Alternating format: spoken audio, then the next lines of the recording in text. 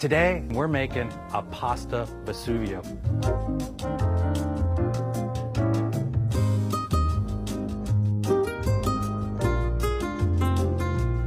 No true Italian pasta dish would really be complete without the classic addition, the classic Italian meatball. We've got some beef here, but this is grass-fed, heritage breed, pasture-raised beef. Our pork that we're adding here is going to add a little bit of fat, but it is also heritage breed, also raised in a very natural manner. We're going to add just a little bit of Dijon mustard. We're going to add a little bit of tomato paste. We're going to add a little bit of authentic Parmesan Reggiano cheese, and we want to add some herbs. So we're going to put a little bit of parsley in. We're going to add a little bit of thyme, and we're going to add a little bit of oregano as well. And to brighten this whole dish up, I'm going to give you a little secret, we're going to add a little bit of lemon zest. So we're going to go ahead and put that in as well.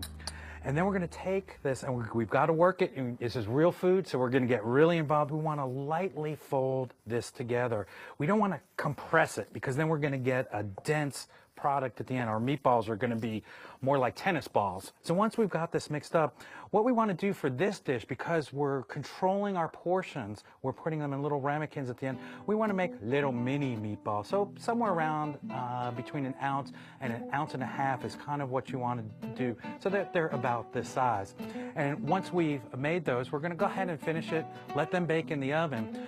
So we've got some cheese, and what we're going to do is we're going to increase our flavor. I'm going to add some herbs here. Add whatever you like. I like a little bit of parsley in here. I think it sets everything off really, really well. I'm also going to add a little bit of veg. So I'm going to add a little bit of fresh peas, and then we're going to set that aside, and we're going to start our assembly of the pasta Vesuvius. So we're going to take a little bit of our mozzarella, and what we're going to do, I oiled ramekin here, so just a little olive oil on it, and I'm going to just press down to cover the bottom there. And to that, I'm going to take our rigatoni, and we're just going to work this right around the side. And the cheese will act to help hold them together. Then I'm going to go ahead and add my filling. I can put some meatballs in if I like. If you want to keep it all vegetarian with just cheese and pasta and red sauce, by all means, go right ahead.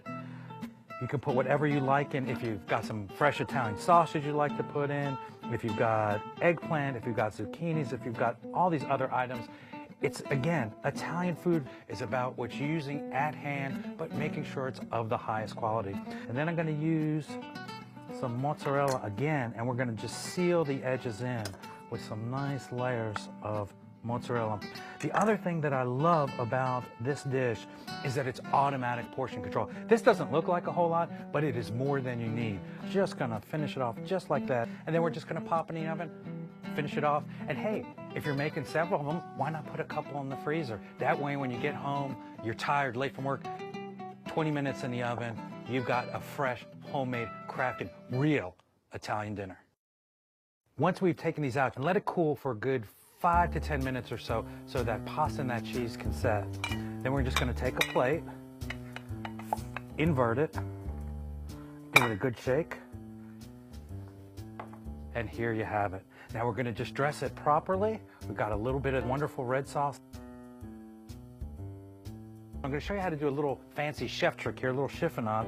So I've taken 2 basil leaves, and I'm going to roll them real tightly like I was rolling a cigar.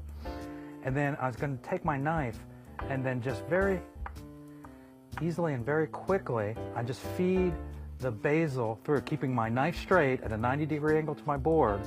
And I just move, keep your fingers back, and you get these wonderful, fresh ribbons of basil. And of course, the final topping, no pasta dish would be complete without a little fresh Parmesan Reggiano,